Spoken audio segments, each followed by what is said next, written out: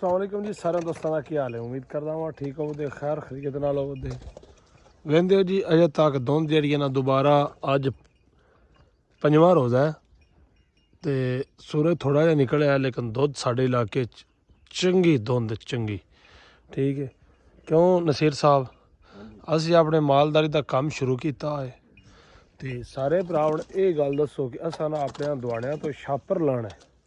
छापर नहीं होंदा हुण दसो अजे बंदा लावे कि ना लावे। वजह की है यार अजे तो ना दुध बड़ी है लेकिन वो यही ना जिमें बच्चा नहीं होंदा जमदा वो इन्ने कूले होंदे ने।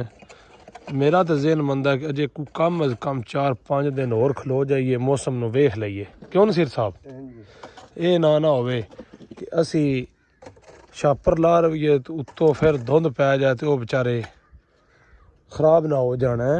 तो कड्ढन लग्या जी धार पहले चोने गां फिर आ चोने मझां ठीक है। नसीर साहब गोया शोया हो रैन असी अपना धार पिछों स्टार्ट करते हैं। नसीर साहब ने धार कढ़ाओ दे कि मैं आप ही कढ़नी है।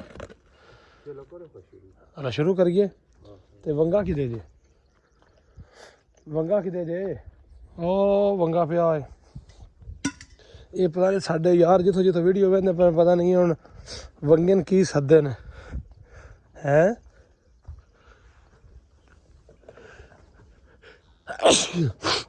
अलहमद आ जी वंगा जिहड़ा ना माई नो या गान मारी दा तुसीं अपने इलाके दे विच की सददे हो की इहदा नाम है तुहाडे कोल जरूर थल्ले कमेंट करके तुस आई दसना लाजमन जाना तां कमेंट करके भाई इस वंगे होंदा रस्सा ही है लेकिन इन्हें अपनी जबान है की आंदे जेह्ड़े डंगरां मारी दा ना वो जरूर तुसां दसना।